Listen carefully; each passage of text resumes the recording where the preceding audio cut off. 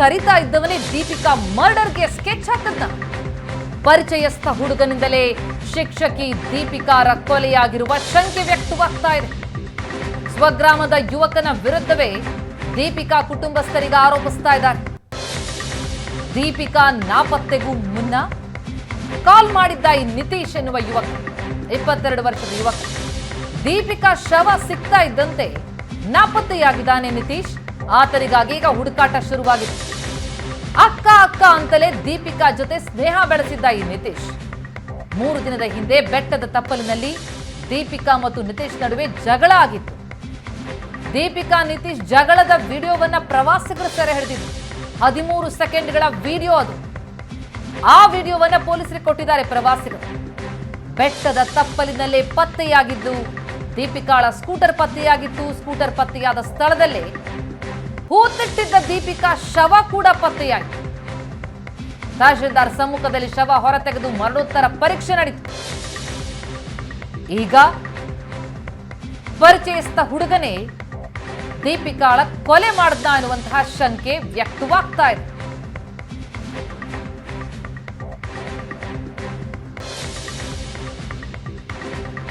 ಮೇಲುಕೋಟೆ ಶಿಕ್ಷಕಿ ದೀಪಿಕಾ ಕೊಲೆ ಕೇಸ್ಗೆ ಸಿಗ್ತಾ ಇರುವಂತಹ ಬಿಗ್ ಟ್ವಿಸ್ಟ್ ಇದು.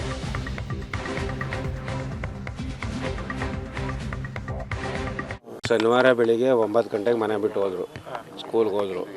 ಸ್ಕೂಲ್ಗೆ ಹೋದಾದ್ಮೇಲೆ ಗಾಡೀಲಿ ಹೋಗಿದ್ರು. ಅಲ್ಲಿ ನಾವು ಸ್ಕೂಲ್ ವಿಚಾರಿಸಿದಾಗ 12 ಗಂಟೆ 6 ನಿಮಿಷಕ್ಕೆ ಅವ್ರು ಹೊರಗಡೆ ಬಂದಿದ್ರು. ಆಮೇಲೆ ಎಲ್ಲೋದ್ರು ಅಂತ ಹುಡುಕ್ಬೇಕಾದ್ರೆ ನಮಗೆ ಫೋನ್ ಮಾಡಿದೆ. 1:15ಗೆ ಸ್ವಿಚ್ ಆಫ್ ಆಗಿದ್ದು ಮೊಬೈಲು. ಆಮೇಲೆ ನಾನು ಹುಡುಕೊಂಡು ಹೋದೆ. ಎಲ್ಲಲ್ಲಿ ಇಡೀ ಮೇಲ್ಕೋಟೆ ಹುಡುಕಿದೆ, ಎಲ್ಲೂ ಸಿಗಲಿಲ್ಲ. ತಿರ್ಗಿ ನಾನು ರಿಟರ್ನ್ ಊರಿಗೆ ಬಂದೆ. ಊರಿಗೆ ಬಂದಾದಮೇಲೆ ಪೊಲೀಸ್ನವರು ನಮ್ಮ ಮಾವಂಗೆ ಫೋನ್ ಹಾಕಿದಂತೆ, ನಿಮ್ಮ ಗಾಡೀಲಿ ನಿಂತಿದೆ, ಬಂದು ಯಾರು ಏನಿತ್ತು ಅಂತ. ಶನಿವಾರನೇ ಗಾಡಿ ತಗೊಂಡು ಸ್ಟೇಷನ್ಗೆ ಆಗಿದೆ, ಕಂಪ್ಲೇಂಟ್ ಕೊಟ್ಟು ನಾವು. ನಮಗೆ ಅನುಮಾನ, ಆ ಹುಡುಗ ಮೇಲೆ ಅನುಮಾನ ಬರೋಕ್ಕೆ ಚಾನ್ಸಸ್. ಅಕ್ಕ ನಮ್ಮ ಅಕ್ಕ ಅಂತ ಮಾತಾಡಿಸ್ತಿದ್ದ.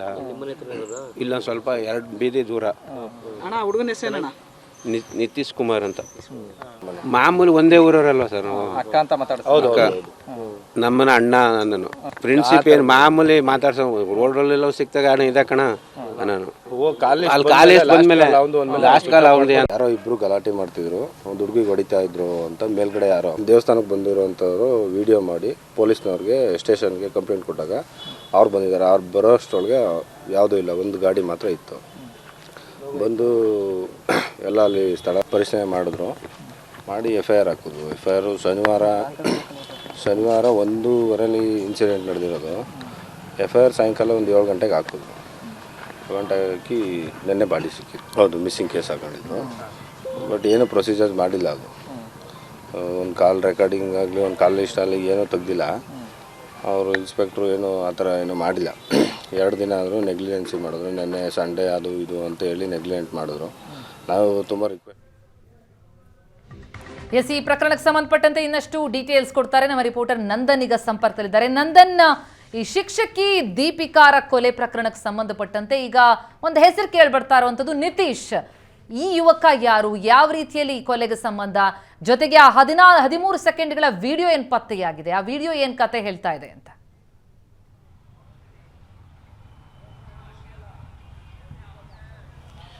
ಪ್ರತಿಮಾ, ಜನವರಿ 20ನೇ ತಾರೀಕು ಮಧ್ಯಾಹ್ನ ದೀಪಿಕಾ ನಾಪತ್ತೆ ಆಗ್ತಾರೆ. ತಾನು ಕೆಲಸ ಮಾಡ್ತಿದ್ದಂತಹ ಶಾಲೆಯಿಂದ ಹೊರಟಂತಹ ದೀಪಿಕಾ ಅವರು ಆ ಬಳಿಕ ಮನೆಗೂ ಕೂಡ ಹೋಗೋದಿಲ್ಲ, ನಾಪತ್ತೆ ಆಗ್ತಾರೆ. ಆ ಬಳಿಕ ಸಂಜೆವರೆಗೂ ಹುಡುಕ್ತಂತಹ ಗಂಡನ ಮತ್ತು ಅವರ ತಂದೆ ಮನೆಯವರು ಎಲ್ಲರೂ ಕೂಡ ಒಂದು ನಾಪತ್ತೆ ದೂರನ ಮೇಲ್ಕೋಟೆ ಪೊಲೀಸ್ ಠಾಣೆಯಲ್ಲಿ ದಾಖಲಿಸುವಂಥದ್ದು. ಆಗಲೂ ಕೂಡ ಪೊಲೀಸರು ಯಾವುದೇ ರೀತಿಯಾಗಿ ಒಂದು ಸೀರಿಯಸ್ ಆಗಿ ತಗೊಂಡು ನಾಪತ್ತೆ ಪ್ರಕರಣವನ್ನು ದಾಖಲಿಸ್ಕೊಳ್ಳೋದಿಲ್ಲ ಅನ್ನುವಂಥ ಆರೋಪವನ್ನು ಕುಟುಂಬಸ್ಥರೇ ಮಾಡ್ತಾರೆ. ಅವತ್ತಿನ ದಿನವೇ ಬೆಟ್ಟದ ಮೇಲೆ ಇದ್ದಂತಹ ಕೆಲವೊಂದಷ್ಟು ಪ್ರವಾಸಿಗರೇನಿದ್ರು ಆ ಬೆಟ್ಟದ ತಪ್ಪಲಿನಲ್ಲಿ ಒಂದಿಬ್ಬರು ಜಗಳ ಆಡ್ತಿದ್ದಂತಹ ಒಂದು 13 ಸೆಕೆಂಡ್ಗಳ ವಿಡಿಯೋವನ್ನು ರೆಕಾರ್ಡ್ ಮಾಡಿ ಪೊಲೀಸರಿಗೆ ಕೊಡ್ತಾರೆ. ಅಂದರೆ ಈ ರೀತಿಯ ಒಂದು ಘಟನೆ ಈ ಬೆಟ್ಟದ ತಪ್ಪದಲ್ಲಿ ನಡೀತಿತ್ತು, ಇದ್ರ ಬಗ್ಗೆ ಒಂದು ನಿಗಾ ವಹಿಸಿ ಎನ್ನುವಂಥ ರೀತಿಯಲ್ಲಿ. ಆಗಲೂ ಕೂಡ ಪೊಲೀಸ್ನವರು ಸೀರಿಯಸ್ ಆಗೋದಿಲ್ಲ. ಯಾವಾಗ ಪೊಲೀಸ್ನವರು ಸೀರಿಯಸ್ ಆಗೋದಿಲ್ವೋ ಆ ಬಳಿಕ ಕುಟುಂಬಸ್ಥರೇ ದೀಪಿಕಾಳನ್ನು ಹುಡ್ಕೋದಕ್ಕೆ ಶುರು ಮಾಡುವಂಥದ್ದು. ಆಗ ದೀಪಿಕಾ ಕುಟುಂಬಸ್ಥರಿಗೆ ಸೋಮವಾರ ಬೆಳಿಗ್ಗೆ ಮೇಲ್ಕೋಟೆಯ ಬೆಟ್ಟದ ತಪ್ಪಲಲ್ಲಿ ಆ ದೀಪಿಕಾ ಓಡಿಸ್ತಿದ್ದಂತಹ ಗಾಡಿ ಪತ್ತೆ ಆಗುವಂಥದ್ದು. ಆಗ ಅವ್ರಿಗೆ ಸಾಕಷ್ಟು ಅನುಮಾನಗಳು ಮೂಡೋದಕ್ಕೆ ಶುರು ಆಗುತ್ತೆ. ಇಲ್ಲೊಂದು ಕಡೆ ದೀಪಿಕಾಳನ್ನು ಕೊಲೆ ಮಾಡಿದಾರ ಅನ್ನುವಂಥ ಅನುಮಾನಗಳು ಕೂಡ ಕುಟುಂಬಸ್ಥರಿಗೆ ಮೂಡುತ್ತೆ. ಆ ಸಂದರ್ಭದಲ್ಲಿ ಎಲ್ಲರೂ ಕೂಡ ಆ ಗಾಡಿ ಸಿಕ್ತಂತಹ ಸುತ್ತಮುತ್ತ ಜಾಗಗಳು ಹುಡ್ಕೋದಕ್ಕೆ ಶುರು ಮಾಡ್ತಾರೆ. ಒಂದಷ್ಟು ವಾಸನೆ ಬರೋದಕ್ಕೆ ಶುರುವಾಗುತ್ತೆ. ಆ ಸಂದರ್ಭದಲ್ಲಿ ಅಲ್ಲೇ ಒಂದು ಕಡೆಯಲ್ಲಿ ಒಂದು ಹೂತಿಟ್ಟಿದ್ದಂತಹ ಸ್ಥಿತಿಯಲ್ಲಿ ಮೃತದೇಹ ಕೂಡ ಪತ್ತೆ ಆಗುವಂಥದ್ದು. ತತ್ಕ್ಷಣವೇ ಪೊಲೀಸರಿಗೂ ಕೂಡ ಮಾಹಿತಿಯನ್ನು ಕೊಡ್ತಾರೆ. ಆ ಪೊಲೀಸರು ಕೂಡ ತಹಶೀಲ್ದಾರ್ ಅವರ ಸಮ್ಮುಖದಲ್ಲಿ ಆ ಮೃತದೇಹವನ್ನು ಹೊರತೆಗಿತಾರೆ. ಕುಟುಂಬಸ್ಥರು ಕೂಡ ಅದು ದೀಪಿಕಾಳ ಮೃತದೇಹ ಅನ್ನುವಂಥದ್ದು ಕೂಡ ಖಚಿತಪಡಿಸ್ತಾರೆ. ಇದೀಗ ಮರಣೋತ್ತರ ಪರೀಕ್ಷೆ ಕೂಡ ನಡೀತಾ ಇದೆ. ಇದೀಗ ಸ್ವಗ್ರಾಮದ ಯುವಕನ ಮೇಲೆ ಕುಟುಂಬಸ್ಥರು ಕೂಡ ಒಂದು ಆರೋಪವನ್ನು ಕೂಡ ಮಾಡ್ತಾ ಇರ್ತಕ್ಕಂಥದ್ದು. ಯಾಕಂತ ಹೇಳಿದ್ರೆ ಆ ದೀಪಿಕಾ ನಾಪತ್ತೆ ಆಗೋದಕ್ಕೂ ಮುನ್ನ ದೀಪಿಕಾಳ ಮೊಬೈಲ್ಗೆ ಆ ಯುವಕ ಏನಿದ್ದ ಆ ಯುವಕ ಕರೆಯನ್ನು ಮಾಡಿದ್ದ. ಅಂದರೆ ಸಾಕಷ್ಟು ದಿನಗಳಿಂದ ಕೂಡ ದೀಪಿಕಾಳಿಗೆ ಆ ಯುವಕ ಆ ಪರಿಚಯ ಕೂಡ ಇದ್ದ. ಅಕ್ಕ ಅನ್ನುವಂಥ ರೀತಿಯಲ್ಲಿ ಮಾತಾಡಿಸ್ಕೊಂಡು ಆ ಸ್ನೇಹವನ್ನು ಕೂಡ ಬೆಳೆಸಿದ್ದ. ಯಾವಾಗ ಅವಳು ನಾಪತ್ತೆ ಆಗೋದಕ್ಕೂ ಮುನ್ನ ಆ ದೀಪಿಕಾಳ ಮೊಬೈಲ್ಗೆ ಆತನ ಆ ಕರೆ ಹೋಗಿತ್ತು. ಅದಾದ ಮೇಲೆ ಯಾವಾಗ ದೀಪಿಕಾಳ ಮೃತದೇಹ ಸಿಕ್ತು ಆ ಸಂದರ್ಭದಲ್ಲೂ ಕೂಡ ಆತ ಊರಿನಿಂದ ನಾಪತ್ತೆ ಆಗಿರುವಂಥದ್ದು. ಇದೆಲ್ಲವನ್ನು ಕೂಡ ಗಮನಿಸಿದ್ರೆ ಎಲ್ಲೋ ಒಂದು ಕಡೆ ದೀಪಿಕಾಳ ಕೊಲೆಗೆ ಆ ಯುವಕನೇ ಕಾರಣ ಆಗಿದ್ದ ಅನ್ನುವಂಥ ಶಂಕೆ ಕೂಡ ವ್ಯಕ್ತವಾಗ್ತಿರ್ತಕ್ಕಂಥದ್ದು. ಇದೇ ಅನುಮಾನವನ್ನು ಕೂಡ ಕುಟುಂಬಸ್ಥರು ಕೂಡ ವ್ಯಕ್ತಪಡಿಸ್ತಾ ಇದ್ದಾರೆ. ಈ ಬಗ್ಗೆ ಪೊಲೀಸರು ಕೂಡ 2 ತಂಡಗಳನ್ನು ವಿಶೇಷ ತಂಡಗಳನ್ನು ರಚನೆ ಮಾಡಿ ಆರೋಪಿ ಪತ್ತೆಗೂ ಕೂಡ ಬಲೆ ಬೀಸಿರ್ತಕ್ಕಂಥದ್ದು. ಇದೀಗ ಅನುಮಾನಾಸ್ಪದ ಆ ಯುವಕನ ಹೆಸರೇನು ಕೇಳಿ ಬರ್ತಾ ಇದೆ. ಆ ಯುವಕ ಕೂಡ ಈಗ ಊರಿಂದ ನಾಪತ್ತೆ ಆಗಿರ್ತಕ್ಕಂಥದ್ದು. ಆತನ ಸೆರೆಗೂ ಕೂಡ ಈಗ ಪೊಲೀಸರು ಬಲೆ ಬೀರಿಸಿರ್ತಕ್ಕಂಥದ್ದು. ಅಂದರೆ ದೀಪಿಕಾ ಅವರು ಒಂದು 8 ವರ್ಷಗಳ ಹಿಂದೆ ತನ್ನದೇ ಸ್ವಗ್ರಾಮದ ಲೋಕೇಶ್ ಅನ್ನುವಂಥವ್ರನ್ನ ಪ್ರೀತಿಸಿ ಮದುವೆ ಆಗಿರ್ತಾರೆ. ಒಂದು ಮಗು ಕೂಡ ಇರುತ್ತೆ. ಸುಂದರ ಜೀವನ ಕೂಡ ನಡೀತಾ ಇರ್ತದೆ. ಈ ಸಂದರ್ಭದಲ್ಲಿ ಒಂದು ರೀಲ್ಸ್ ಗೀಳು ಕೂಡ ದೀಪಿಕಾ ಇರ್ತಕ್ಕಂಥದ್ದು. ಇದೆಲ್ಲದರ ಮಧ್ಯೆ ತನ್ನದೇ ಊರಿನ ಪರಿಚಯಸ್ಥೆಯನ್ನು ಪರಿಚಯ ಆಗಿದ್ದ. ಆತನ ಜೊತೆಗೆ ಒಂದಷ್ಟು ಸ್ನೇಹ ಸಂಬಂಧ ಇತ್ತು. ಇದೀಗ ಅದೇ ಮುಳುವಾಯಿತ ಅನ್ನುವಂಥ ಪ್ರಶ್ನೆಗಳು ಕೂಡ ಕಾಡೋದಕ್ಕೆ ಶುರುವಾಗಿರ್ತಕ್ಕಂಥದ್ದು. ಇದೆಲ್ಲವೂ ಕೂಡ ಪೊಲೀಸರ ತನಿಖೆಯಿಂದಲೇ ಬಯಲಾಗಬೇಕಾಗಿರ್ತಕ್ಕಂಥದ್ದು. ಪ್ರತಿಮಾ, ಥ್ಯಾಂಕ್ ಯು ನಂದನ್ ತಮ್ಮೆಲ್ಲ ಮಾಹಿತಿಗೆ.